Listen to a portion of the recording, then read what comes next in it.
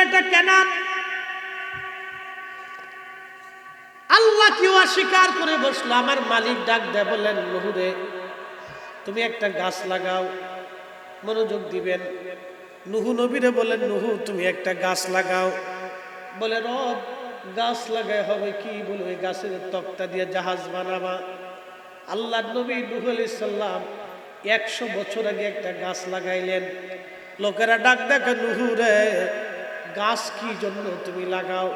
বলে এই গাছ বড় হবে আর কাঠ হবে, কেটে বিরাট বড় নৌকা বানাবো। এই মহাপ্লাবন আসবে, সারা পৃথিবী পানিতে ডুবে যাবে। তখন নূহ আলাইহিস সালামের উম্মত হাসে আর নূহ পাগল হয়েছে, কিন্তু ওরা জানতো না বিপদ আসতেছে। নূহ পাগল হইছে রে, নূহ পাগল হয়ে গেছে। খোদারি পয়গম্বর নূহ আলাইহিস সালাম 850 বছর ধরে শুধু দাওয়াত দিলেন, উম্মতের মধ্যে দাওয়াত। 83 জন মাত্র দিন কবুল করলো, বাকিরা একটা বারের জন্য আল্লাহকে আল্লাহ বলে মানে নাই। 83 জন মাত্র 850 বছর। বুঝেন তো তাদের দিল কত কঠিন ছিল।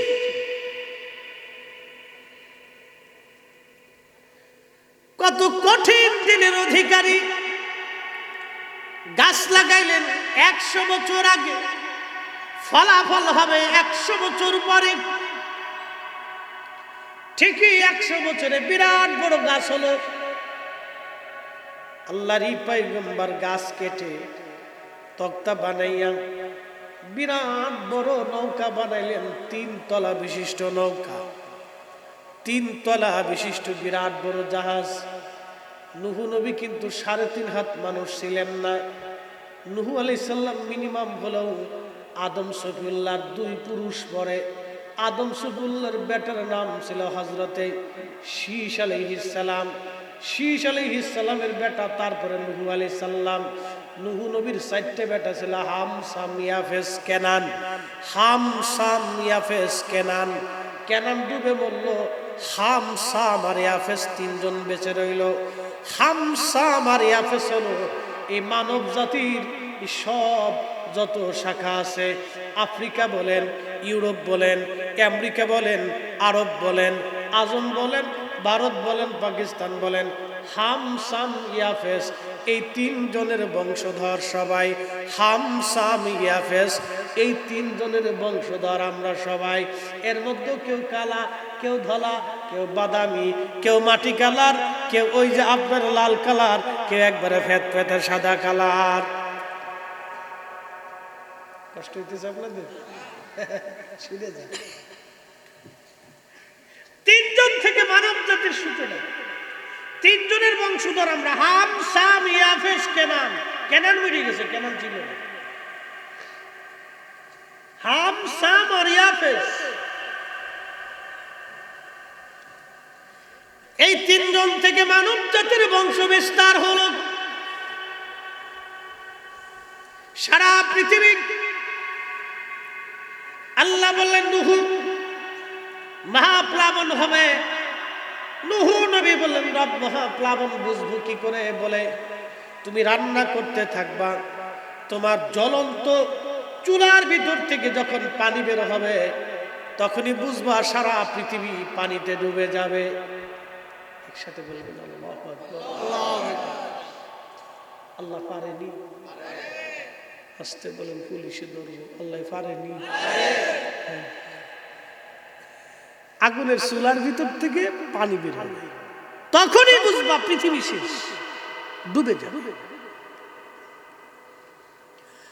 ওয়াইদাল বিহারু ফুজ্জিরাত ওয়াইদাল কুবুরু বুসিরাত।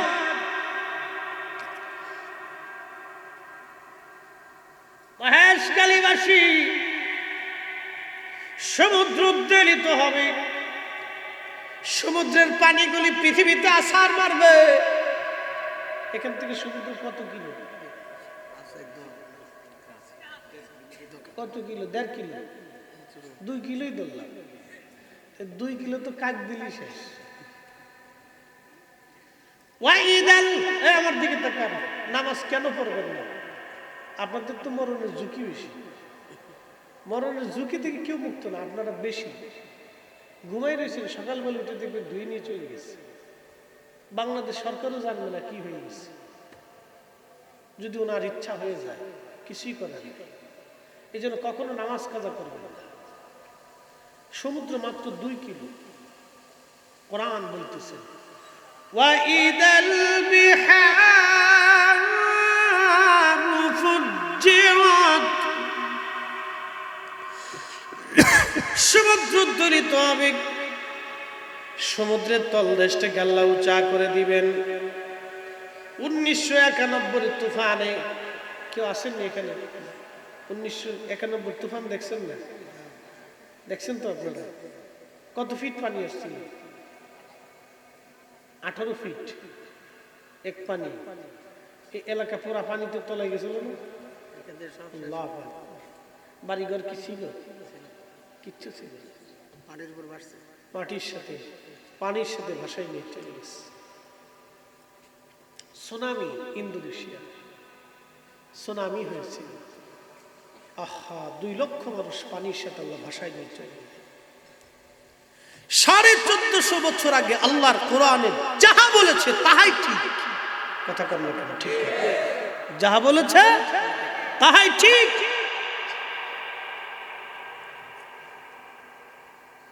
ওয়াইদাল বিহারু ফুজ্জিরাত,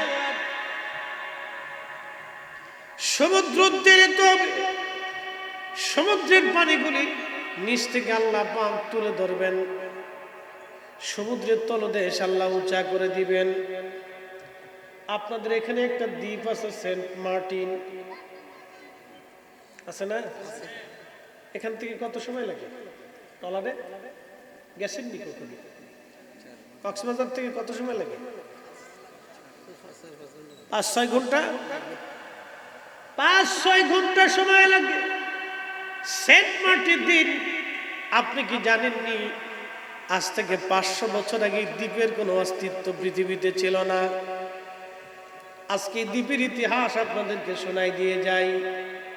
শুধু ওয়াজ করলে হবে না, আল্লাহর কুদরত আপনাদেরকে জানাই দিয়ে যাই।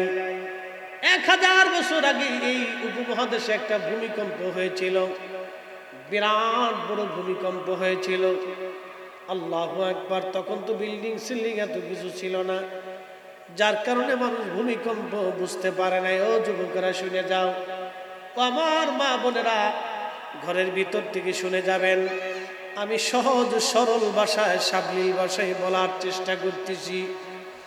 ঘুমিয়ে থাকবেন, ঘুম থেকে উঠে আর কিছুই দেখতে পারবেন না। আল্লাহু আকবার। 400 বছর পরে পৃথিবীতে এই উপমহাদেশে আর একটা ভূমিকম্প হলো। অর্থাৎ আজ থেকে 400 বছর আগে একটা ভূমিকম্প হলো। এই ভূমিকম্পটা এত বড় ভয়াবহ ছিল, এত বড় ভয়াবহ যে আজকের যেই সেন্ট মার্টিন দ্বীপ আপনারা দেখেন পানির উপরে, সেই সেন্ট মার্টিন দ্বীপটা ছিল পানির নিচে, সমুদ্রের ভিতরে ছিল।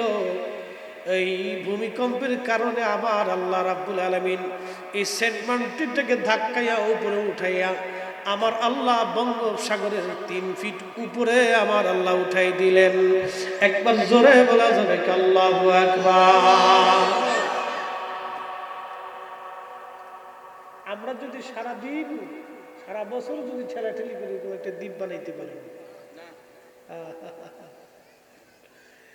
তুমি রহমান, তুমি মেহেরবান, তুমি রহমান, তুমি মেহেরবান। অন্ধ গাহে না শুধু তোমারি গুণগান, অন্ধ গাহে না শুধু তোমারি গুণগান, বুঝেও বুঝে না তবু শান। তুমি তুমি রহমান, তুমি মেহেরবান, তুমি রহমান, তুমি মেহেরবান। 400 বছর আগে যে মালিক সেন্ট মার্টিন দ্বীপ থেকে পানির ভেতর থেকে উপরে উঠাই দিল, আগামী কালকে অথবা আজকে রাত্রে সেই মালিক ভূমিকম্প দিয়ে সেই দ্বীপটাকে আবার পানির নিচে নিয়ে যেতে পারে। কথা বলেন না কেন, ঠিক কিনা? তাহলে বলেন আজান হবে কার? জোরে বলেন কার? জিকির হবে কার? ইবাদত হবে কার? সেজদা দেব কাকে? আইন মানব কার? আল্লাহ যেটা হালাল করেছেন সেটা হালাল মেনে চলবেন, আল্লাহ যেটা হারাম করেছেন সেটা হারাম মেনে চলবেন, আল্লাহ যেটা বৈধ করেছেন সেটা বৈধ মানবেন। অন্যের 1 শতক জমিন কখনো নিয়ে যাবেন না, 1 ইঞ্চি জমিন অন্যের কারো আপনি মেরে খাবেন না, 1টা টাকাও অন্যের কারো আপনি মেরে দেবেন না। মনে রেখেন, খালি ওয়াজ শুনে গেলে হবে না, বাড়ি পর্যন্ত নিতে হবে। 400 বছর আগে সেন্ট মার্টিনের জন্ম হলো বাংলার দেশে। কিন্তু জানেন নি একটা বিপদ, আল্লাহ পাক এখনো বাংলার আকাশে মেঘে জোড়া দিয়ে রাখছে। ওই যে ভূমিকম্প হলো, বাংলাদেশের প্লেটের নিচে ফাটল সৃষ্টি হয়ে রয়েছে। বাংলাদেশের যে মাটির নিচে যে একটা প্লেট আছে, এই প্লেটটা ফেটে রয়েছে। ফাটাটা কোথার থেকে জানেন? সিলেট থেকে একেবারে ময়মনসিংহ, কিশোরগঞ্জ দিয়ে আপনার টাঙ্গাইল হয়ে গাজীপুর দিয়ে ঢাকা দিয়ে একটা ভূমিকম্প হবে বাংলাদেশে আজ অথবা কাল। ভূতত্ত্ববিদ বিজ্ঞানীদের গবেষণায় 100 বছর পরেও হতে পারে, 400 বছর পরেও হতে পারে, অথবা আজকে রাত্রিবেলাও হতে পারে সেই ভূমিকম্পটা। সেই ভূমিকম্পটা 9 স্কেলের ভূমিকম্প হবে বাংলাদেশে। 9 স্কেলের ভূমিকম্পে শুধু ওই অঞ্চল যাবে না, কুমিল্লা চট্টগ্রাম দিয়ে বিরাট বড় ধাক্কা লাগবে। এই বিরাট বড় ধাক্কায় 14 কোটি মানুষ আক্রান্ত হবে, 3 কোটি মানুষ জায়গায় মার্ডার হবে, বাকি মানুষগুলি আহত হবে, অনেকে নিহত হবে। 14 কোটি মানুষের তার আওতার ভিতরে আক্রান্ত হবে, 3 কোটি মানুষ জায়গার উপরে মারা যাবে। ঢাকা শহর থাকবে না, এটা বিরান ভূমি হয়ে যাবে। বড় বড় বিল্ডিংগুলি ভেঙ্গে ভেঙ্গে পড়ে যাবে। কোটি কোটি টাকার মালিকরা সকালবেলা অস্তিত্বহীন হয়ে যাবে। ক্ষমতার গর্বে টাকার অহংকারে যে মানুষগুলি দেমাগ বিরাট বড় ছিল, সকালবেলা ঘুম থেকে উঠে দেখবে তার কিছুই নাই, একেবারে ফকিরি মিসকিন হয়ে গেছে, ভিক্ষা দেওয়ার মতো লোক তালাশ করে পাবে না। কথা কন না কেন?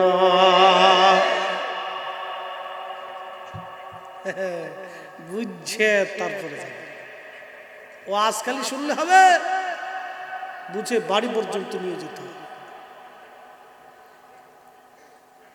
টাকার গরমে, ক্ষমতার গরমে, পয়সার গরমে মানুষকে আমরা অনেক সময় মানুষই মনে করি না, রিক্সাওয়ালারে রিক্সাওয়ালা মনে করি না। মনোযোগ দিবেন, মনে কষ্ট নেবেন না। যদি এই ওয়াজটা আমার শহরে করার দরকার ছিল, কিন্তু অনলাইনে লক্ষ লক্ষ মানুষ এই ওয়াজ আমার দেখবে। শহরে অনেক মানুষ রিক্সাওয়ালারে মানুষ মনে করে না, ওই অটোওয়ালারে মানুষ মনে করে না, যে বেটা শ্রমিক তারে মানুষ মনে করে না। শহরের ধনী ব্যক্তির বাড়ি যারা কামলা দেয়, ওই ধনী ব্যক্তিরা গরিবদেরকে মানুষই মনে করে না। আপনি জানেন না, শহরের বহু নারীরা কাজের মেয়ে ছোট ছোট বাচ্চাদেরকে অত্যাচার করে, কি পরিমাণে মারে পিটায়। এটা যদি আপনি দেখতেন, জীবনে কোনোদিন আপনার সন্তানটাকে কাজের বুয়া বানাইতেন না। একজন বাবা কখন তার মেয়েটাকে কাজের মেয়ে হিসেবে শহরে কাজে পাঠায় জানেননি? যখন একেবারে নিরুপায় হয়ে যায়। নিরুপায় হয়ে যায়। খুব মনোযোগ দিয়ে কথাগুলি শুনবেন। যিনি রিক্সাওয়ালা, তিনি কিন্তু হালাল উপার্জনে রুটি রুজি করতেছেন, তার পয়সা হালাল। মনোযোগ দেন। যিনি শ্রমিক, সারাদিন পরিশ্রম করে 500 টাকা রুজি হয়। আপনাদের দেশে অনেকেই আছে সারাদিন পরিশ্রম করে 500 টাকা মাইনে পায়, 300 টাকা মাইনে পায়, এরকম আছে না নাই? আসেনি? আছে? আরো একটু পরিষ্কার করে দিচ্ছে, শ্রমিকের কথা বাদ দেন। ইমাম সাহেবের বেতন কত? আমার দিকে তাকান, ইমাম সাহেবের বেতন কত আপনারা বলেন? 5, 6, 8,000 টাকা ধরলাম। যদি তার মাসে 8 হয়, দিনে কত বলে? মাসে 8 হলে দিনে কত? 200 কত? 280। আর সারাদিন যে পরিশ্রম করে শ্রমিক, তার বেতন কত? 1000ও আছে, 500 টাকা। তাহলে ইমাম সাহেব তিনি মাসে প্রত্যেক দিন রুটি করলেন মাত্র 250 টাকা। পরিসংখ্যান দিয়ে গেলাম আজকে। তারপর অনেক সময় ইমাম সাহেব যে ঝাড়িটা দেয়, বাপরে বাপ,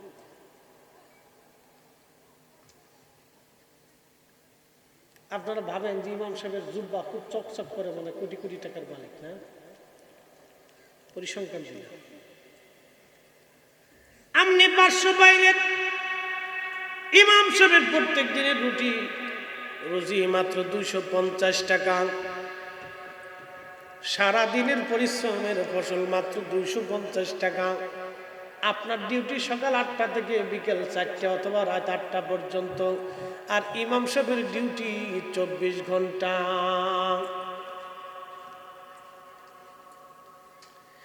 এরপরও মাসে 50 টাকা 100 টাকা গ্রামের মানুষ দিতে চায় না। ক্যাশিয়ার সাহেবের জান শেষ হয়ে যায় টাকা উঠাইতে গেলে, আজ দিব কাল দিব, 6 মাস 1 বছরের বাকি ফেলাইয়া অনেক মুসল্লি ইমামের বেতনের টাকা পরিশোধ করলো না। এই মুসল্লি মরে যাওয়ার পরে বলেন তো, ইমাম দি জানাজা হলো, কিয়ামতের ময়দানে ইমামের টাকা বুঝাই দিয়ে তারপরে জান্নাতে যাওয়া লাগবে। জান্নাত বাপ দাদার কালের খুদদারি সম্পত্তি না। ইমামের টাকা বুঝাই দিয়ে তারপরে জান্নাতে যেতে হবে।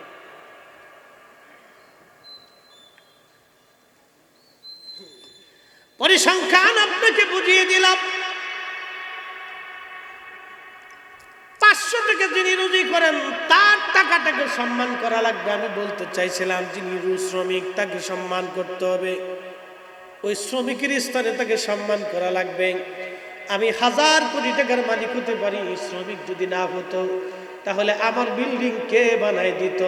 কাজের লোক যদি না হতো আমার কাপড় চুপড়গুলি কে পরিষ্কার করে দিত? আমাকে সাহায্য করত। এই জন্য যার যার অবস্থানে তাকে তাকে সম্মান করা লাগবে। কারো কাজকে ছোট করে দেখা যাবে না, কারো কাজকে ছোট করে দেখা যাবে না। যিনি ব্যবসা করেন তাকে ছোট করে দেখা যাবে না।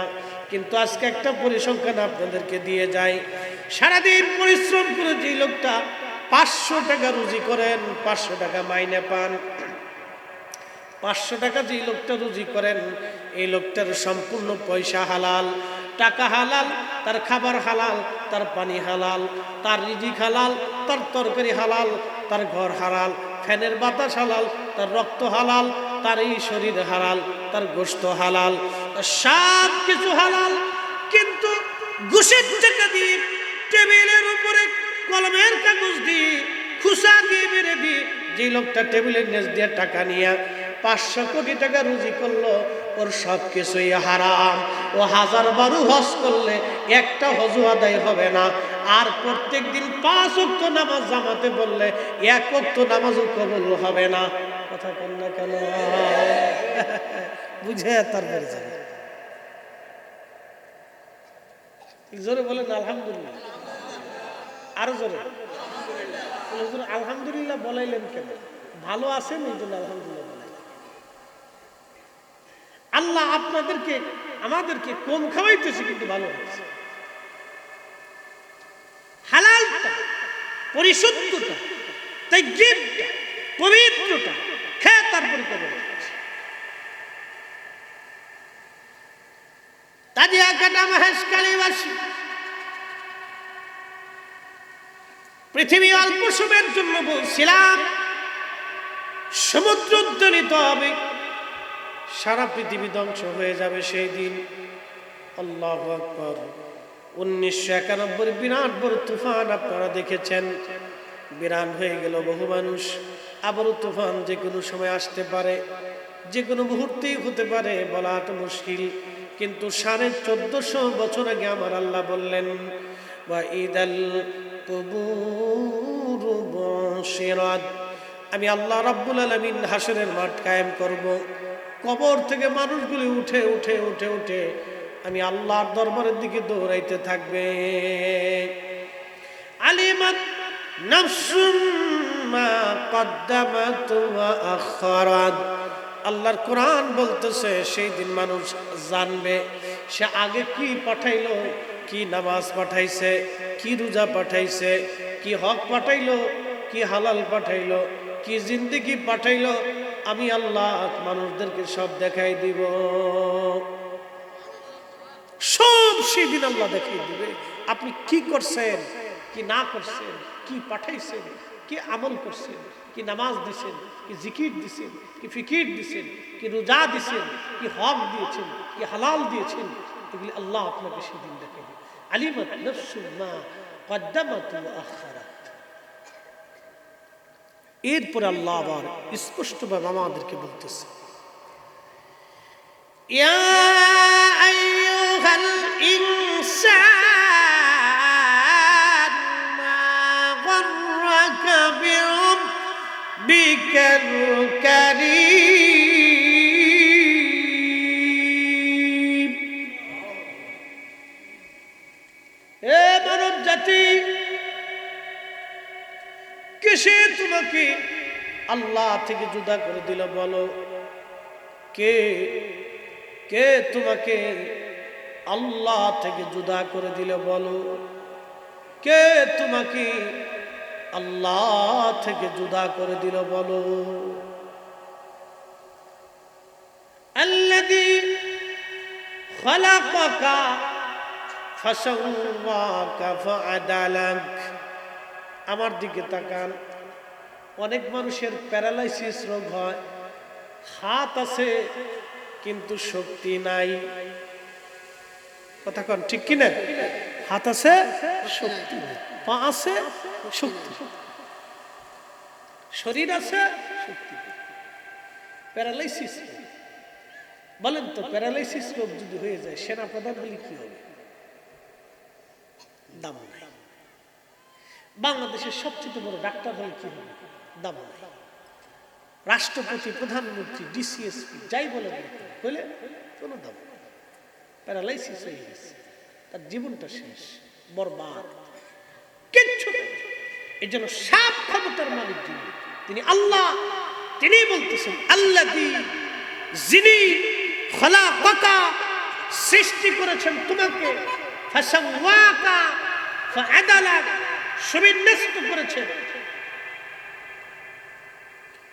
যিনি তোমাকে সৃষ্টি করেছেন, সুবিন্যস্ত করেছেন তিনি, সুঠাম করেছেন তিনি। আল্লাহ আল্লাহ আল্লাহ আল্লাহ, যিনি সুঠাম করেছেন, সুবিন্যস্ত করেছেন তিনি, তিনি সব আমাদের জন্য করলেন। এই জন্য সব ক্ষমতা আমার মালিক আমার আল্লাহ তার নিজের কাছে রাখলেন। এই যে প্যারালাইসিস, পক্ষঘাত যদি রোগে একবার আক্রান্ত হন, পৃথিবীর কোনো ওষুধ আবিষ্কার হয় নাই, এই রোগ আপনাকে পরিপূর্ণ ভালো করে দিবে। কোন ওষুধ? ব্রেন স্ট্রোক করলেন একবার, পৃথিবীর আর কোনো ওষুধ নেই আপনাকে পরিপূর্ণ সুস্থ করে দিবে। হার্ট স্ট্রোক করলেন একবার, পৃথিবীর আর কোনো ওষুধ নেই আপনাকে সুস্থ করে দিবে। ডায়াবেটিস হয়ে গেল একবার, পৃথিবীতে আর কোনো ওষুধ নেই আপনাকে সুস্থ করে দিবে। এইডস হয়ে গেল একবার, পৃথিবীতে আর কোনো ওষুধ নেই আপনাকে সুস্থ করে দেবে। শেষ। তাহলে বলেন সব ক্ষমতার মালিক কে? তাহলে জিকির হবে কার? আইন মানব কার? আল্লাহ যেটা হালাল করেছেন সেটা হালাল, যেটা হারাম করেছেন সেটা হালাল। কি কথা কন্যাকে ঠিক কিনা? মানবেন তো? কালকে থেকে নামাজ হবে তো ইনশাল্লাহ? জোরে বলেন না ইনশাল্লাহ। ইনশাল্লাহ জোরে বলেন, জোরে। নামাজ হবে, হবে। মিলাদুন নবীর মাহফিল হবে নি? হবে। দুরুদ সালাম হবে, দোয়া মুনাজাত হবে, এগুলি চালান। মহেশখালীবাসী পৃথিবী বিখ্যাত একজন ওলি, তার নাম আল্লামা ইমাম শরফুদ্দিন আল বুসুরি রহমাতুল্লাহ আলাইহি। বর্তমান মিশর, এই মিশরের রাজধানীর নাম কায়রো। কায়রো থেকে সমুদ্র উপকূলীয় একটা এলাকার নাম আছে আলেকজান্দ্রিয়া। আমাদের যেমন কক্সবাজার অথবা চট্টগ্রাম পোর্ট, ওই মিশরের সমুদ্র উপকূলীয় এলাকার বন্দর নগরীর নাম হলো আলেকজান্দ্রিয়া।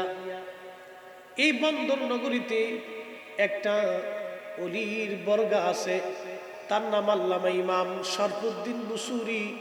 এই আলেকজান্দ্রিয়াতে বুসুর নামক একটা এলাকা আছে। যেমন ওই যে আপনার চট্টগ্রাম বন্দর নগরী বলা হয় চট্টগ্রামটাকে, যদিও বন্দর নগরী বলা হয়। এই চট্টগ্রামের ভিতরে অনেক জায়গা আছে, হামজার বাগ আছে, 16 শহর আছে, বিভিন্ন এলাকার নাম আছে। ঠিক ওই রকম বুসর শহরে ঘুমিয়ে আছেন আল্লামা ইমাম শরফুদ্দিন আল বুসুরি রহমাতুল্লাহ আলাইহি। তিনি ওনার বিশ্ববিখ্যাত কিতাবের নাম কাসিদায়ে বরদা। ঘুমাইছে?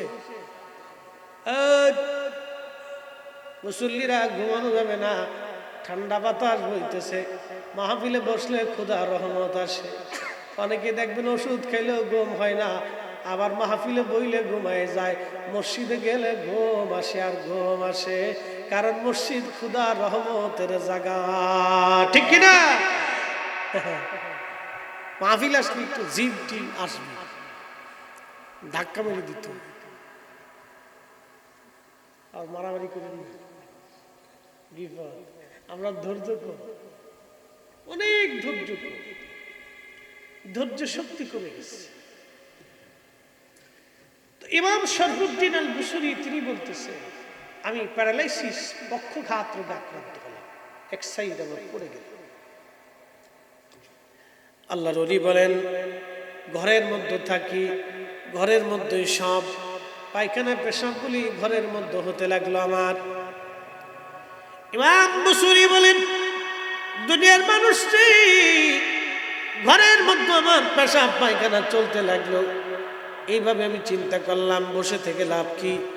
আমি আমার রসুলের শানে প্রশংসা গাথা লেখি, নাতে রসুল লেখি, কবিতা আমি লেখি নবীর শানে।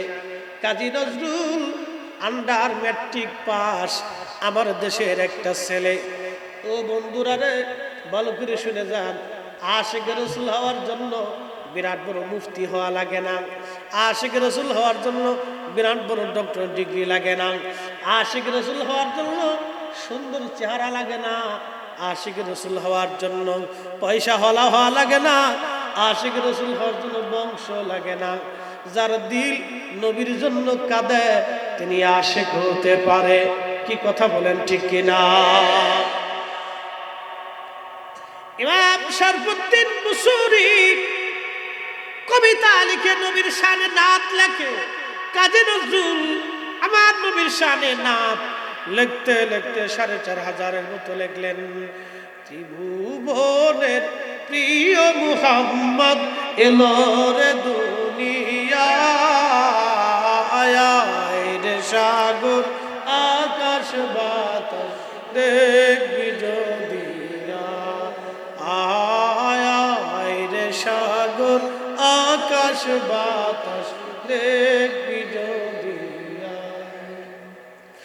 ধুলির ধরা বেহেশত আজ জয় করিল দিল রে লাজ। আজকে খুশি ঢল নেমেছে ধূসর সাহারায়, রে সাগর আকাশ বাতাস দেখবি যদি,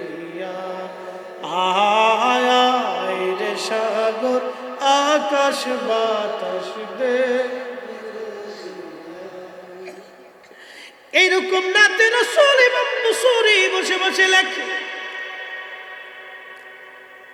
শেখ সাদী রহমাতুল্লাহ আলাইহি নাত লিখতে, বালাগাল উলাবি কামালিহি কাশাফাত দুজা বিজামালিহি হাসনাত জামিউ খুসালিহি সাল্লু আলাইহি ওয়ালিহি। আল্লামা ডক্টর ইকবাল নাতে রাসূল লিখছে, মগজ কোরা রুহে ইমা জান দিন হাসতে হুব্বে রহমাতুল লিল আলামিন। মগজ কোরা রুহে ইমা জান দিন হাসতে হুব্বে রহমাতুল লিল আলামিন। চিৎকার করে বলেন না ইয়া রাসূলুল্লাহ। পাকিস্তানের আশিক তিনি নাতে রাসূল লিখছেন সাবিরি এইভাবে, হে সবজ গম্বদ ওয়ালি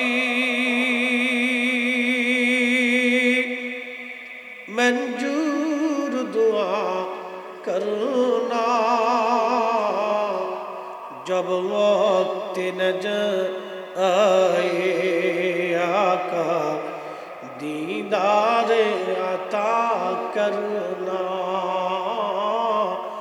दीदार अता करना।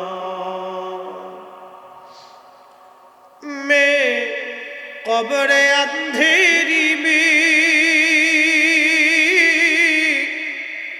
घबराऊंगा जब तन्हा,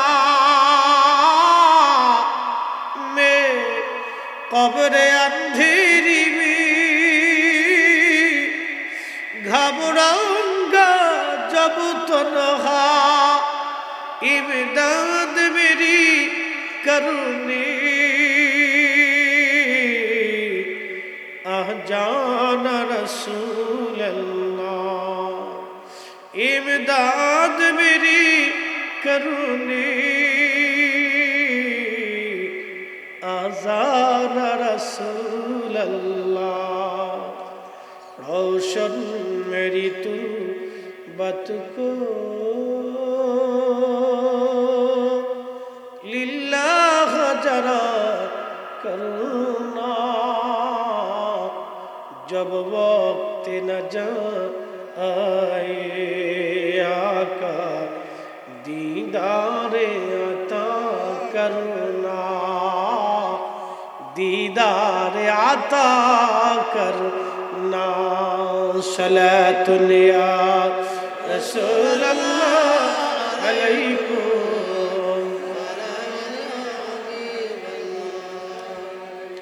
सलातुन या रसूल अल्लाह।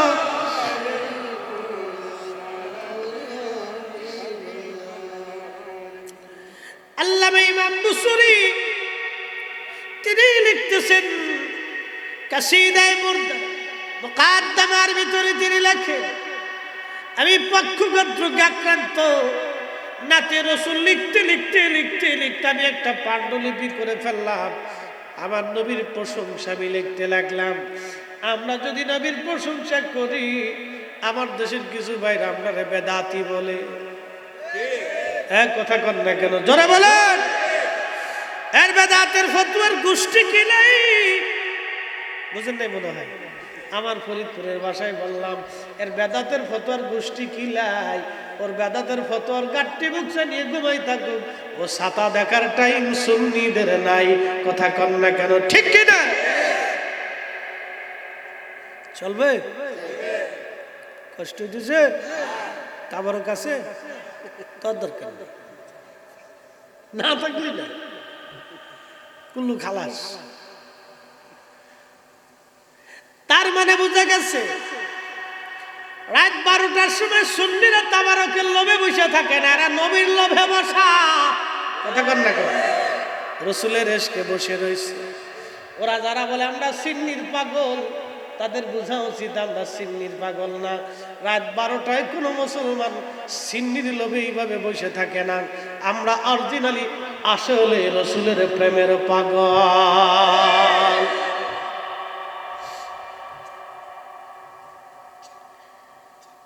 তাজিয়া কাটার মুসলমান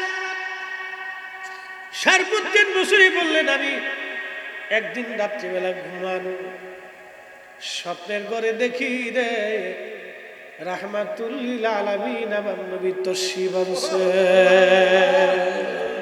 ইয়া রাসূলুল্লাহ ইয়া হাবিবাল্লাহ ইয়া রাসূলুল্লাহ ইয়া হাবিবাল্লাহ। আমার মৌত নিদান কালে থাকিও নবীজি আমার শিয়রে। আমারি মৌত নিদান কালে থাকিও নবীজি আমার শিয়রে। করিব চুম্বন কদম ধরিয়া, বলেন করিব কদম ধরিয়া। ইয়া রাসূলুল্লাহ ইয়া হাবিবাল্লাহ ইয়া রাসূলুল্লাহ ইয়া হাবিবাল্লাহ। মাতা পিতা যাহাদের অন্ধকার কবরে দেখি নবী গো মায়াবী নজরে। তরায়া লইও হাসর বাজারে, তরায়া লইও হাসর বাজারে। ইয়া রাসূলুল্লাহ ইয়া হাবিবাল্লাহ ইয়া রাসূলুল্লাহ ইয়া হাবিবাল্লাহ। এক মহেশখালীর মুসলমান শরফুদ্দীন বুসরি দেখে বলে, দুনিয়ার মানুষ স্বপ্ন দেখলাম রাহমাতুল লিল আলামিন নবীজি তশরিফ গ্রহণ করেছেন। আমি অসুস্থ, আমার বিছানায় শিয়রে আল্লাহর নবী বসে গেল। আমি বসতে পারলাম না, উঠতে পারলাম না, দাঁড়াইতে পারলাম না, আমি অক্ষম অসুস্থ ছিলাম। শুয়ে শুয়ে বললাম, ইয়া রাসূলুল্লাহি, নালায়েকের ঘরে রহমতের নবী তশরিফ আনছেন। হুজুর আমি বড় অসহায়। আল্লাহর হাবিব আমার শিয়রে বিছানার পাশে প্রিয় নবীজি তশরিফ গ্রহণ করলেন। আমাকে ডাক দিয়ে বললেন, এ শরফুদ্দীন বুসরি তুমি কি লেখো? আমি ডাক দিয়ে বললাম, ইয়া রাসূলুল্লাহ নালায়েক কি লিখবে গো নবীজি? আমি বুসরি আপনার শানে কবিতা লিখি, আপনার প্রশংসা লিখি। নবীজি ডাক দিয়ে বলেন, বুসরি রে কি কি লেখো তুমি আমারে একটু পড়ে পড়ে পড়ে পড়ে শোনাও। শরফুদ্দীন বুসরি বলেন, আমি সেই সময় বসে বসে কাসিদে বুরদা শরীফ আমি পড়তে লাগলাম, আমার নবীজির সামনে আমি পড়তে লাগলাম। যখন আমি ছন্দের মোহনায় টান দিলাম, দেখি আল্লাহর হাবিবের প্রেমের ছন্দে প্রিয় নবীজি দুলতেছিলেন, নবীজির ভালো লাগতেছিল। যখন আমি নাচিয়ে বন্ধ করে দিলাম, প্রিয় নবী ডাক দিলেন, শরফুদ্দীন বুসরি তোমার কি হয়েছে? আমি বললাম, ইয়া রাসূলুল্লাহ নালায়েক বড় অসহায়, পক্ষঘাত প্যারালাইসিস রোগে আমি আক্রান্ত হয়ে গেছি। হুজুর আমার একটা পাশবাস হয়ে গেছে, আমি বসতে পারি না, চলতে পারি না, ইবাদত করতে আমার কষ্ট হয়। হুজুর আমি বড় অসহায়। আল্লাহর নবী ডাক দিয়ে বলেন, বুসরি কোন দিকে তোমার সমস্যা বলো। আমি ইশারা করে বললাম, ইয়া হাবিবাল্লাহি আমার এই সাইডটা একবারে পড়ে গেছে। আমি দেখি বুসরি বলতেছে, দুনিয়ার মানুষটি আমি দেখলাম রহমতের নবীর রহমতের হাত মোবারক যখন আমার গায়ের মধ্যে লাগাইলো, স্বপ্ন দেখলাম সঙ্গে সঙ্গে আমার প্যারালাইসিস ভালো হয়ে গেল।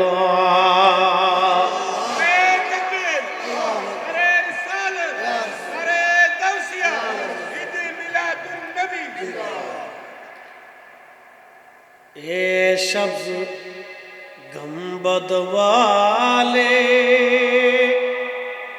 रंजूर दुआ करना जब वक्त नजर आए आका दीदार अता करना। বলেন নবী আসতে পারেনি, আসতে বলেন পুলিশে ধরবে পারেনি, চিৎকার মেরে বলেন পারেনি। যদি আমার নবী আসেনি জীবন আমাদের ধন্য। ইমাম বুসরি বললেন পক্ষঘাত আমার ভালো হয়ে গেল, সঙ্গে সঙ্গে আমি ভালো হয়ে গেলাম। আমার পেয়ারা নবীজি পবিত্র গা মোবারক একটা সবুজ চাদর ছিল, ইয়ামানি নকশা করা। কি করা? নকশা করা চাদর। চাদর মোবারক নকশা করা ছিল সবুজ জান্নাতের চাদর, যেটা কি ইয়ামানি চাদর বলা হতো। ওই চাদরখানা নবীজি গা মোবারক থেকে আমার গায়ের উপরে বিছাই দিল। শরফুদ্দিন বুসরি বললেন দুনিয়ার মানুষ রে, আমার ঘুম ভেঙে যাওয়ার পরে দেখলাম পুরা ঘর আল্লাহর জান্নাতের ঘ্রাণ। এতই সুন্দর জীবনে কোনোদিনই ঘ্রাণ আমি শুনি দেখি নাই, শ্রবণ করি নাই। এই ঘ্রাণ আমার নাকে কোনোদিন লাগে নাই। আমি ঘুম থেকে উঠে দেখলাম আমার প্যারালাইসিস রোগ ভালো হয়ে গেছে। আরো তাকায় দেখলাম আমার নবীজি যে চাদর মুবারক আমার দিয়েছিল, ওই চাদর মুবারক আমার গায়ের উপরে শোভা পাইতেছে। একসাথে বলেন তো আল্লাহু আকবার। তাহলে বলেন নবী আসে না নাই? জোরে বলেন আসে না নাই? উম্মতের কঠিন বিপদে নবী আসে কি আসে না? আমার দেশে একদল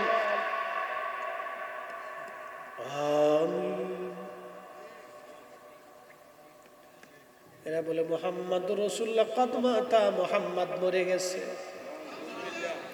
মুহাম্মাদের আর কিছুই নাই। আস্তে আমার রসুলের মহান চরিত্র নিয়ে, মহান সম্মান নিয়ে যারা ছোট করে দেখবে, ও আমার শাস্তু ভাই আর ফুফতো ভাই, মামাতর খালাতর যেটা তো আত্মীয় শালার সম্বন্ধী, ও দেখার টাইম আমাদের জোরে কন্যা কেন? মে কবরে अंधेरी में घबराऊंगा जब तन्हा में, कब्र अंधेरी में घबराऊंगा जब तन्हा, इमदाद मेरी करने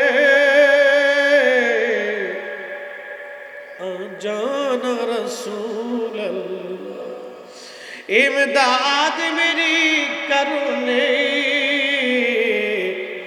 आ जाना रसूल अल्लाह, रोशन मेरी तुर्बत को लिल्लाह जरा करुणा, जब वक्त नजर आए आका दीदार अता करना, दीदार अता करना। सलातुन या रसूल अल्लाह अलैकुम, सलातुन या रसूल अल्लाह अलैकुम, सलामुन या हबीब अल्लाह। हाजरीन মহেশখালীবাসীর, এই যে আমাদের দেশে মহেশখালীতে, চট্টগ্রামে, কক্সবাজারে কোটি কোটি টাকার মালিক আছে। কি কথা কন না কেন? হাজার হাজার কোটি টাকার মালিক আছে। এমনও মালিক যার একটা জাহাজের মধ্যে কয়েক হাজার কোটি টাকার মাল থাকে, আছে না? একটা শিপের ভিতরে কয়েক হাজার কোটি টাকার মাল থাকে। কত টাকা আছে সে নিজেও বলতে পারে না, কিন্তু নবীর প্রেমের একটা বাগান সাজানোর নসিবে নাই। ঠিক কি না? আপনারা আমার মতো নসিহত না ফরমান কে আল্লাহ কবুল করছে। আপনারা আমার মতো গরিব মানুষ, খেটে খাওয়া মানুষ, মধ্যবিত্ত মানুষ, সামান্য ব্যবসা চাকরি উপার্জনের মানুষদেরকে আল্লাহ কবুল কইরা নবীর প্রেমের গোলাম বানাইয়া রসুলের ইশকের প্রেমের শরাব পান করাইয়া আমাদেরকে নবীর ইশকের পাগল বানাই দিছে। এর চাইতে বড় বুলন্দ নসিব আমাদের জীবনে আর কিছুই হতে পারে না। কথা কোন ঠিক কিনা?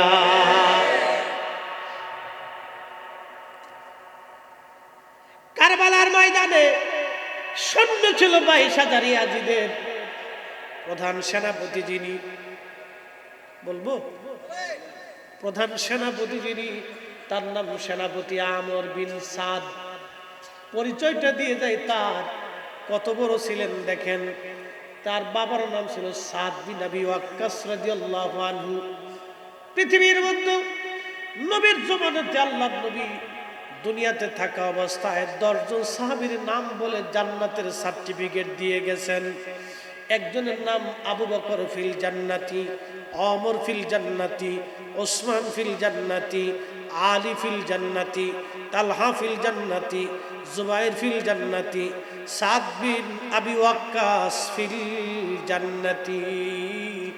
তার ছেলে সেনাপতি আমর কারবালার প্রধান সেনাপতি ইয়াজিদের পক্ষে ইমাম হুসাইনকে জবাই করার জন্য আসছিল।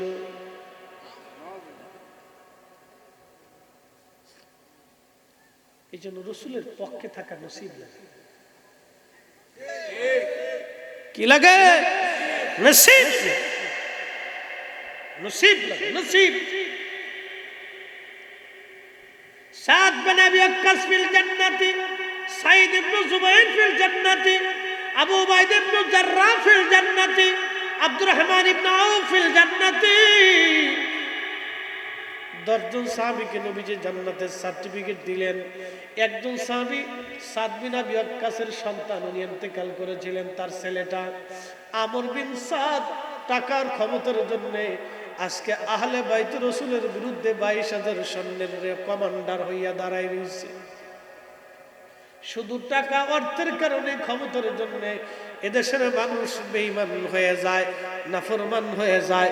আল্লাহ আমাদেরকে অর্থ যদি কম দিক আর বেশি দিক, আমরা রসুলের পক্ষে আছি, এটা আমাদের জন্য অনেক বড় বুলন্দ নসিব, কপালওয়ালা। কথা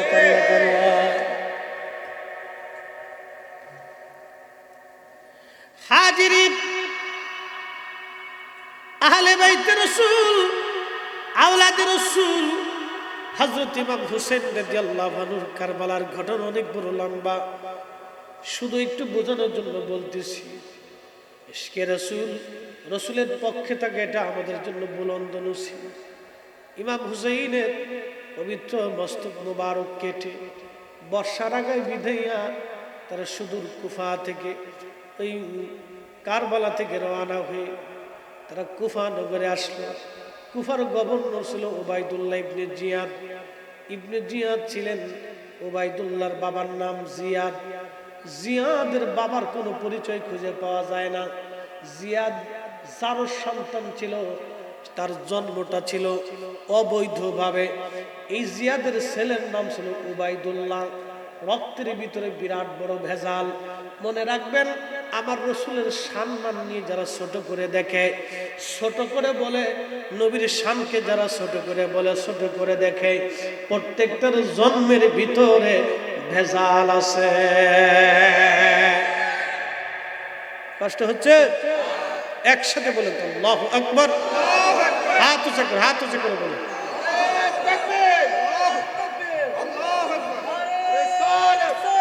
ইয়া রাসূল, ইয়া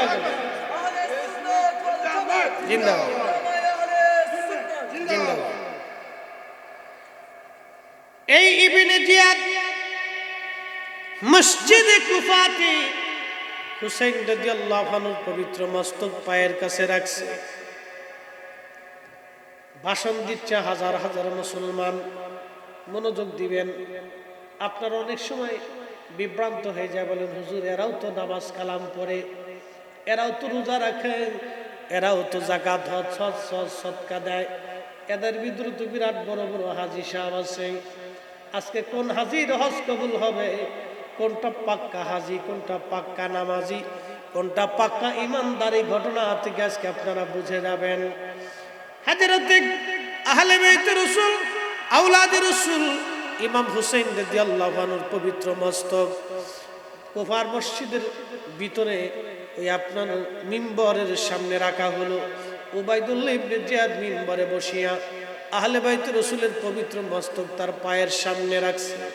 আহা, যাদের মাথা উন্নতম মসির, যাদের উসিলায় কোটি কোটি মানুষ জান্নাতে চলে যাবে, যাদের রক্তের উসিলায় কোটি কোটি কোটি কোটি পাপিষ্ঠ আমাদের মতো নাফরমানদেরকে আল্লাহ মাফ করে জান্নাত দিয়ে দিবে, তার পবিত্র মস্তক মাথা মোবারক আজ বেঈমানের পায়ের সামনে, মিম্বরের সামনে আর অসহায় হয়ে পড়ে আছে। সেই দিন হাজার হাজার মুসলমান মসজিদের মধ্যে বসা উবাইদুল্লাহ ইবনে জিয়াদ ভাষণ দিচ্ছিল। ও মুসলমানেরা, তোমরা শোনো, আমিরুল মুমিনিন ইয়াজিদের বিজয় আল্লাহ দিয়েছে, আর মিথ্যাবাদী হুসাইনের পরাজয় আল্লাহ দিয়েছে। চিৎকার মেরে বলেন না নাউজুবিল্লাহ মিন যালিক। মসজিদের মধ্যে হাজার হাজার মুসল্লি বসা, একটা মুসলমানও সেই দিন প্রতিবাদ করে নাই। আজকেও ওই যে আমার দেশে দেখবেন একদল এইভাবে যারা নামাজ পড়ে, ওদের মসজিদে বাংলাদেশে মুহররম মাস আসলে ইয়াজিদের প্রশংসা করা হয় ওই মিম্বরে বসে বসে। আজকে ওরা ইয়াজিদকে মিম্বরে বসে ইয়াজিদের প্রশংসা করে। সেই দিনের উবাইদুল্লাহ ইবনে জিয়াদ আর এই বর্তমান উবাইদুল্লাহ ইবনে জিয়াদের মধ্যে কোনো তফাৎ নাই। ওরা সেই দিনেরও বেঈমান, আজকের ওরা বেঈমান। ওরা মুসলমানের ঈমান চুরি করার জন্য আসছে।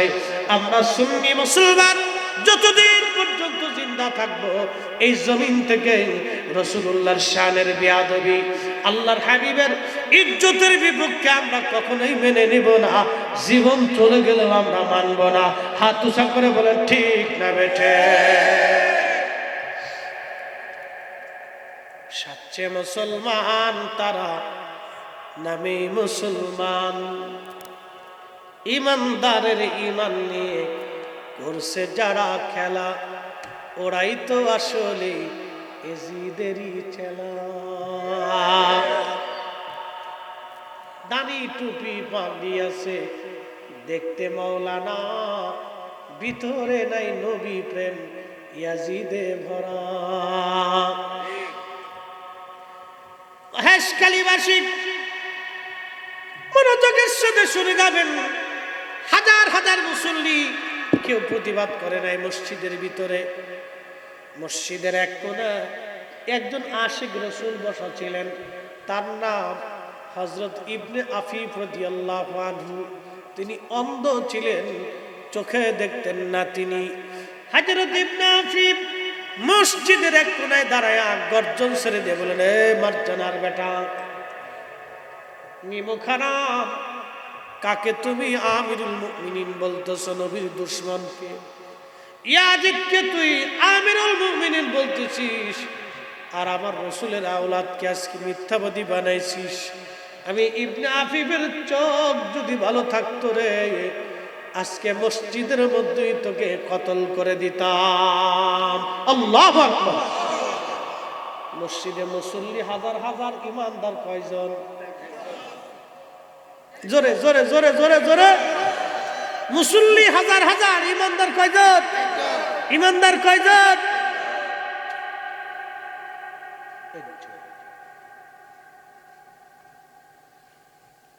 ভালো যদি বাসতে হয় নবীকে বাসো, ভালো যদি বাসতে হয় নবীকে বাসো।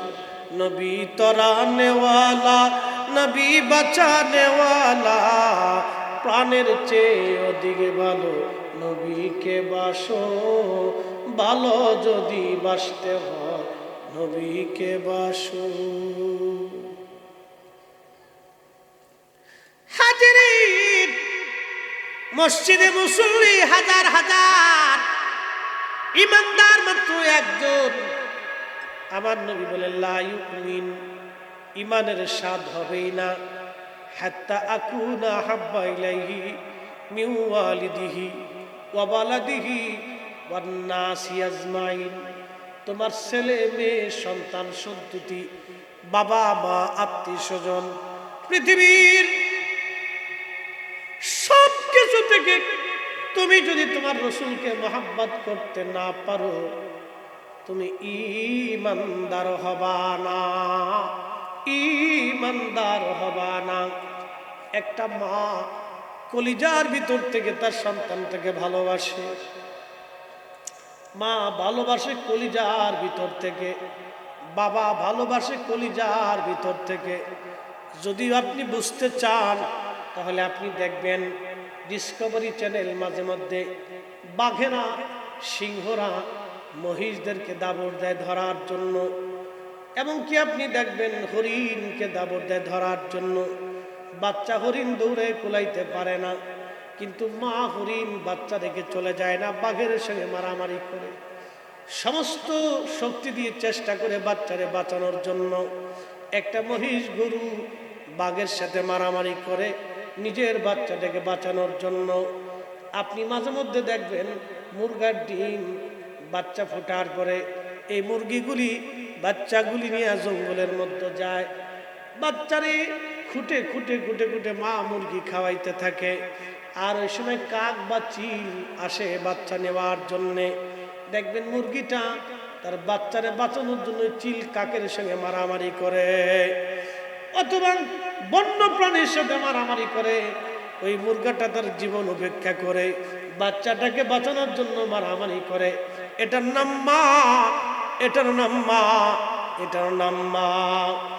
আল্লাহ রাসূল বললেন ওই মা কলিজার ভিতর থেকে নিজের জীবনের চাইতে সন্তানটাকে বেশি ভালোবাসে, তার চাইতে বেশি পরিমাণে আমি নবীকে যে ভালোবাসবি সে পাক্কা ইমানদার, পাক্কা ইমানদার। এই জন্য কুফার মসজিদে মুসল্লি ছিল হাজার হাজার, প্রতিবাদ করেছে একজন ইবনে আফিফ, তার মানে বোঝা গেল মুসলমান একজন, মুসল্লি হাজার হাজার, ইমানদার একজন। কি কথা কন না কেন, ঠিক কিনা? মুসল্লি হাজার হাজার, ইমানদার একজন একজন একজন। এশকে রসুল, এশকে রসুল, এশকে রসুল, এশকে রসুল, যার কারণে গত সৃজন রে দেখো চন্দ্র সূর্য তারা শূন্য ভরে, সে অচল নিশ চলে ধরা ধরে নবী পদবিনে ভাব সবই মিশে। সালাতুন ইয়া রাসূলুল্লাহ আলাইকুম হাবিবাল্লাহ আলাইকুম সালাতুন ইয়া রাসূলুল্লাহ আলাইকুম সালামুন ইয়া হাবিবাল্লাহ। খবর লও ইয়া রাসূলুল্লাহ, খবর লও মেরে মৌলা মেরে আকা, খবর লও। সালাতুন ইয়া রাসূলুল্লাহ আলাইকুম সালামুন ইয়া হাবিবাল্লাহ। মহেশখালীবাসী পবিত্র মস্তক দিয়ে যা হচ্ছিল সিরিয়াতে, ঘটনাটা বলে আপনাদেরকে নিয়ে দোয়ার দিকে যাব, একটু জিকির করব, তারপরে দোয়া যাব। মনোযোগ দিয়ে শুনে যান। আজকে আপনারা যারা মাহফিল সাজাইলেন, আপনার একটা টাকাও বৃথা যায় নাই। যদি এই মাহফিলের জন্য পরিশ্রম করতে যে আপনার এক ফোঁটা ঘাম পড়ে যায়, তাহলে ওই ঘামটাও আপনার নাজাতের কারণ হয়ে যাবে। একবার জোরে বলা যাবে কি ইয়া রাসূলুল্লাহ। বুঝাইতেছি, দলিল দিচ্ছি। পবিত্র মস্তক দিয়ে যা হচ্ছিল সিরিয়ার দিকে, সিরিয়ান সৈন্যরা ইয়াজিদের সৈন্যরা নিয়ে যাচ্ছে কার মস্তক? আহলে বাইতে রাসূল ইমাম মাকাম হুসাইন রাদিয়াল্লাহু আনহু পবিত্র মস্তক নিয়ে যাচ্ছে। আহারে, বর্ষার আগে বিদায় নিয়ে যাচ্ছে। বিকেল ঘনিয়ে সন্ধ্যা নেমে আসলো মরুর প্রান্তর। সৈন্যরা বলল, দেখো বিরাট বড় একটা গির্জা আছে, এই গির্জাতে খ্রিস্টান পাদ্রী আছে, আমরা তার কাছে যায় সাহায্য চাই। আজকে রাত্রিটাই গির্জার মধ্যে আমরা কাটাবো, সকালবেলা আবার আমরা রওনা হয়ে যাব। সৈন্যরা যে বলল, দেখো পাদ্রী, আমরা তোমার কাছে আজকে রাতের জন্য আশ্রয় চাই, তোমার গির্জার মধ্যে রাত্রিবেলা থাকবো, বিনিময়ে তোমাকে কিছু পয়সা করে দেব, আমরা সকালবেলা আবার এখান থেকে বের হয়ে যাব। বাচ্চা ওই লোকেরা নাক দিয়ে বলতেছে, পাদ্রী বলল, তোমরা কারা? বলে, আমরা সিরিয়ান ইয়াজিদের সৈন্য। তখন পাদ্রী দেখতেছে বুরকা পরিহিত, পর্দার আবৃত কিছু নারীরা অত্যধিক পরহেজগার, লাজুক, আর তারা অত্যন্ত পেরেশানি যুক্ত, চোখে কান্নার পানি। হযরতে আহলে বাইত রাসূল সম্পর্কে পাদ্রী ডাক দিয়ে বলল, লোকেরা, এই মহিলাগুলি কানা, এইভাবে পর্দা করে, তারা বুরকা আবৃত হয়ে, তারা এইভাবে চোখে পানি নিয়ে বসে আছে, কারণ কি? মলিন চেহারা, ক্ষুধার্ত আর তৃষ্ণার্ত মনে হচ্ছে। এরা কারা?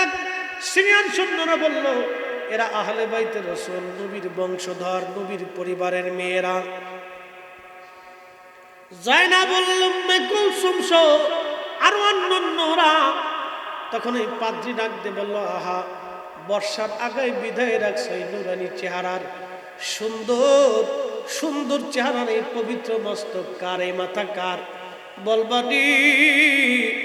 তখন ওই সিরিয়ান সৈন্যরা বলল, তুমি তাকে চেনো নাই, উনি আমাদের আওলাদের রাসূল ইমাম হুসাইন রাদিয়াল্লাহু আনহু।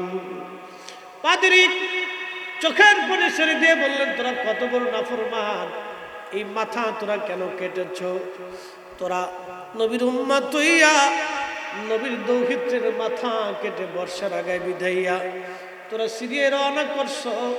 পাদ্রী ডাক দে বলল, হারে, আমরা ঈসা নবীর অনুসারী, ঈসা আলাইহিস সালামের পায়ের জুতা মোবারকের সঙ্গে লেগে থাকা ধুলাবালি যদি আমরা পাইতাম, আমরা খ্রিস্টানরা এটাকে স্বর্ণ দিয়ে মুড়াইয়া আমরা একটা মহা সম্মানে ইজ্জতের সাথে আমরা রেখে দিতাম। আর তোরা জিন্দা রাসূলের আহলে বাইত পাওয়ার পরও মাথা কেটে নিয়ে তাদেরকে অপমান করে বর্ষার আগে বিদায় আনন্দ করো। তোরা কি করে মুসলমান হবি? আহা, তোরা কি করে মানুষ হবি? আমি নবী না মানিলাম, কি যে ভুল করিলাম, আমি নবী না মানিলাম, কি যে ভুল করিলাম, ভস্মে ঢালিলাম ঘি, মানুষ হইয়া ভবেতে আসিয়া মানুষের করিলাম কি, মানুষ হইয়া ভবেতে আসিয়া মানুষের করিলাম কি। কষ্ট হইতেছে আপনাদের? একসাথে যারা বলেন আল্লাহু আকবার। রাত পরে একটার দিকে চলে যাচ্ছি, তারপর আপনাদের দুর্বলতা সেনার থেকে বোঝা যায় সুন্নিরা সিন্নির পাগল না, সুন্নিরা রাসূলের প্রেমের পাগল।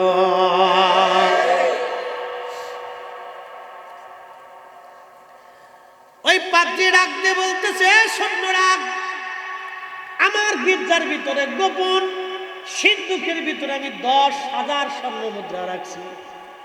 কত হাজার? 10,000 স্বর্ণ মুদ্রা, বর্তমানে কয়েকশো কোটি টাকা হবে।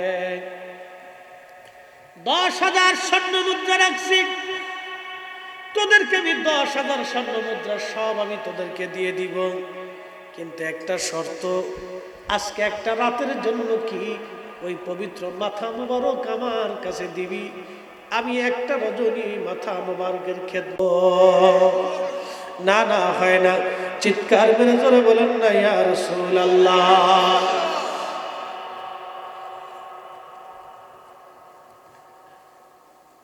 ঠিক তখনই পাদ্রী ডাক দিয়ে বলল, ওই নারীদেরকে আমাকে দিবা আজকে রাতের জন্য।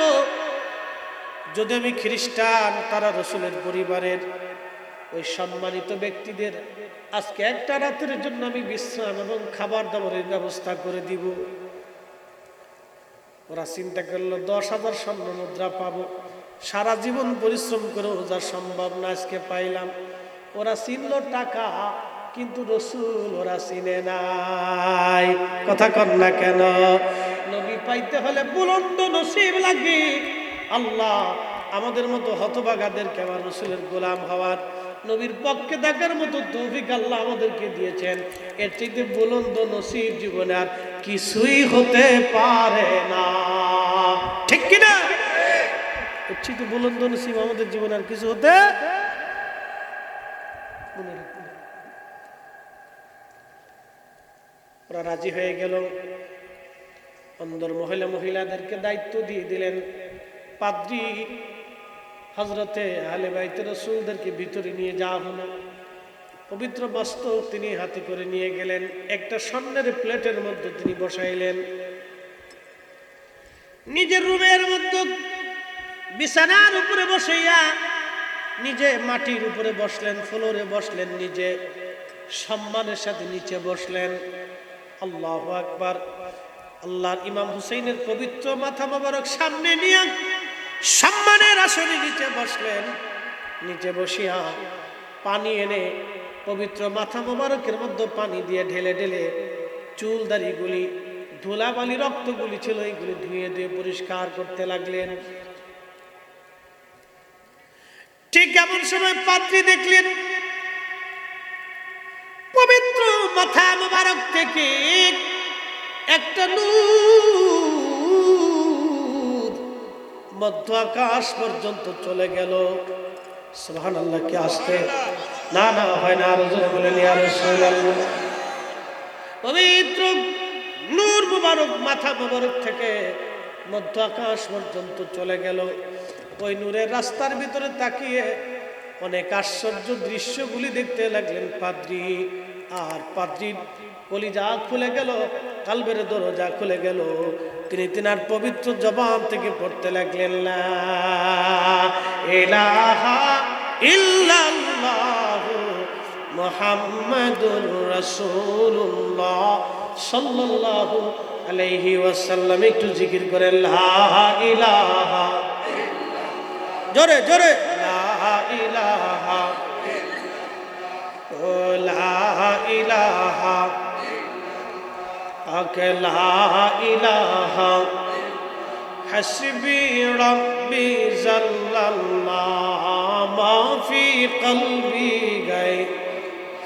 আহা নূর মুহাম্মদ, বলি নূর মুহাম্মদ, বলি লা ইলাহা ইল্লাল্লাহ, লা ইলাহা, জোরে লা ইলাহা।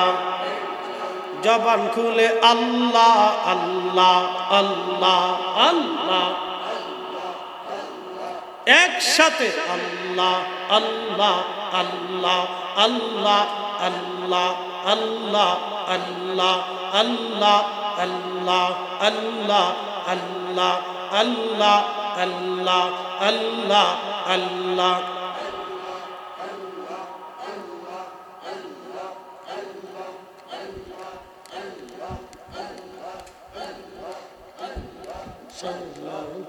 সালাম গো আমার দুরুদ সালাম গো আমার কইও নবী মুস্তাফায়, তোমরা যদি যাও রে মদিনা। আল্লাহ আল্লাহ আল্লাহ।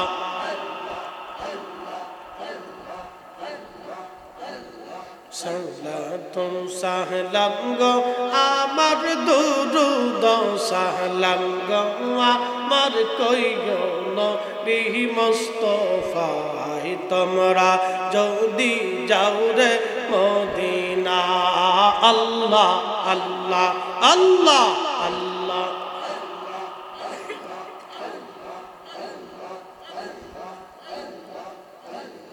ওই মদিনা শরীফের মাঝে নূরের একটি খাম্বা সে গো।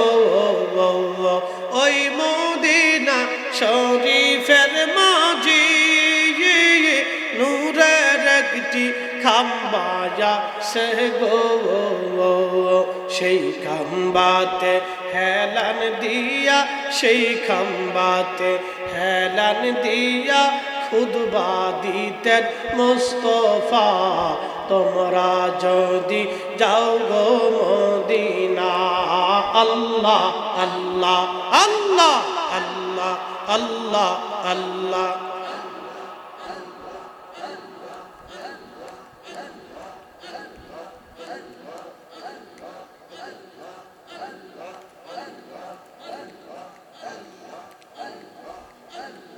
ওই মদিনা শরীফের মাঝি নূরের একটি রওজা যাচ্ছে গো সেই রওজাতে ঘুমিয়ে আসেন সেই রওজাতে ঘুমিয়ে আসেন দিনের নবী মুস্তাফায় তোমরা যদি যাও রে মদিনা আল্লাহ আল্লাহ আল্লাহ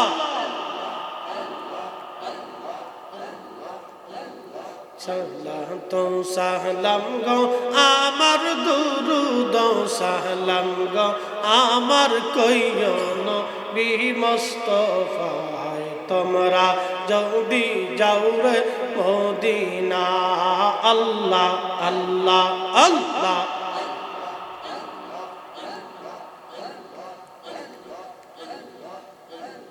হাজিদের যাত্রা কায়ালি পয়সা থাকি পথের দ্বারে গো হাজিদের যাত্রা কায়ালি পয়সা থাকি পথের ধারে গো আমার সালাম পৌঁছাই দিও আমার সালাম পৌঁছাই দিও ওই না সোনার মদিনা তোমরা যদি যাও গো মদিনা আল্লাহ আল্লাহ আল্লাহ আল্লাহ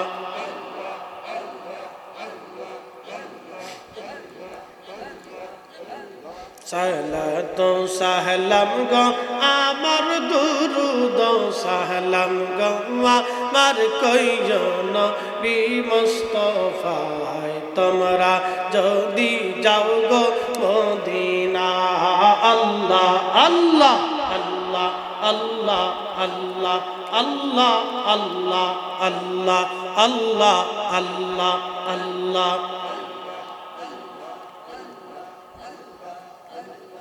লা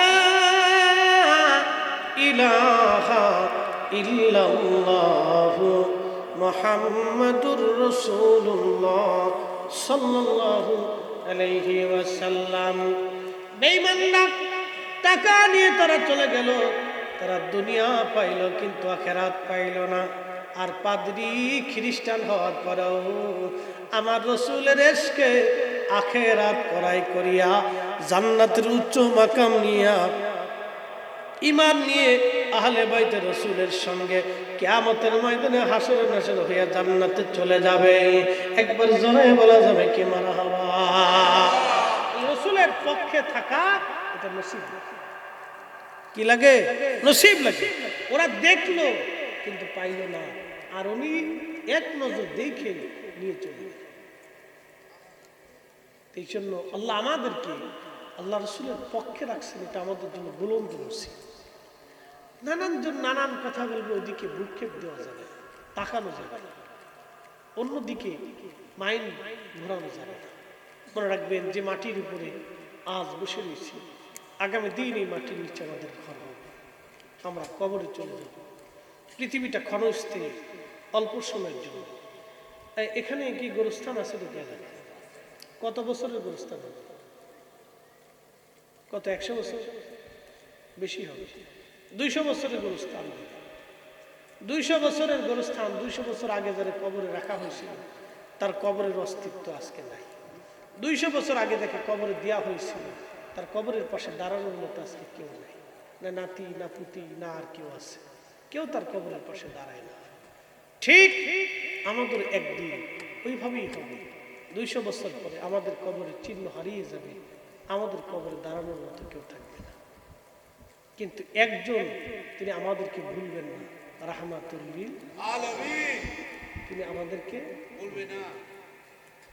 এই কথাটা সারা জীবন মনে রাখবেন, সারা জীবন মনে রাখবেন। তিনি একমাত্র যিনি আমাদেরকে কখনো বলবেন। আল্লাহর নবী বললেন, হায়াতি খায়রুল লাকুম, উম্মতরে আমার জীবন তোমাদের জন্য মঙ্গলময়। তুহাদ্দিসুনা ইউহাদ্দিসু লাকুম, তোমরা মুশকিলে পড়তা, আমি নবীর কাছে আসতাম, আমি সমাধান বাতলাইতাম। ওয়াফাতি খায়রুল লাকুম, আমার ইন্তেকালও তোমাদের জন্য মঙ্গলময়। উম্মতরে তুরাদু আলাইয়া আমালুকুম আমালিকুম, তোমাদের আমল সমূহ আমি নবী দেখব। চিৎকার মেরে জোরে বলেন না আল্লাহু আকবার। আজকের মাহফিল আমল না গুনাহ? আমল। আজকের মাহফিল যিনি দেখেন তিনি রাহমাতুল লিল আলামিন। ওই আমল আজকে আমার নবী দেখতেছেন। তোমাদের আমল সমূহ আমি নবী দেখব।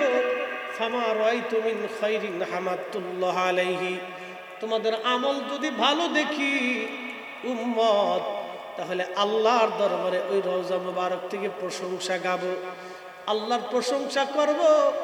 আমার রাআইতু মিন শাররি ইস্তিগফারতুল্লাহ লাকুম। আর আমল যদি তোমাদের খারাপ দেখি, আমি নবীজি রওজা মুবারক থেকে তোমাদের জন্য ক্ষমা চাইব, আল্লাহর কাছ থেকে তোমাদের মাফ করায় নিয়ে আসব। একবার জোরে বলা যাবে কি আল্লাহু আকবার? তাহলে রসুল আছে না নাই? ওই কবরে হাসরে মিজানে ফুলসিরাতে যিনি আপন তিনি নবী, তিনি নবী নবী নবী।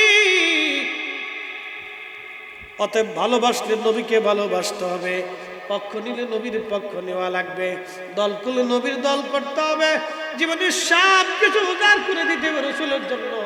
নবীর কদমের গোলাম যদি হতে পারেন। আল্লামা ডক্টর ইকবাল জবে শিকোয়ার মধ্যে লিখেছেন, কে আফা তুনে মুহাম্মদ সে তু হাম তেরে হে, এ জা চিজ হি কিয়া লৌহ কলম তেরে গে। কাজী নজরুল বাংলা ভাষায় তিনি শব্দটাকে সুন্দর করে মিলাইলেন। আল্লাহকে যে পাইতে চায় হযরতকে ভালোবেসে, আল্লাহকে যে পাইতে চায় হযরতকে ভালোবেসে, আরশ কুরসি লৌহ কলম না চাহিতে পেয়েছে সে। সালাতুন ইয়া রাসূলুল্লাহ আলাইকুম, সালামুন ইয়া হাবিবাল্লাহ আলাইকুম, সালাতুন ইয়া রাসূলুল্লাহ আলাইকুম, সালামুন ইয়া হাবিবাল্লাহ আলাইকুম। এসেছেন যত নবী সকলের ইমাম, সালাম নবী তোমায় হাজারো সালাম ইয়া নবী।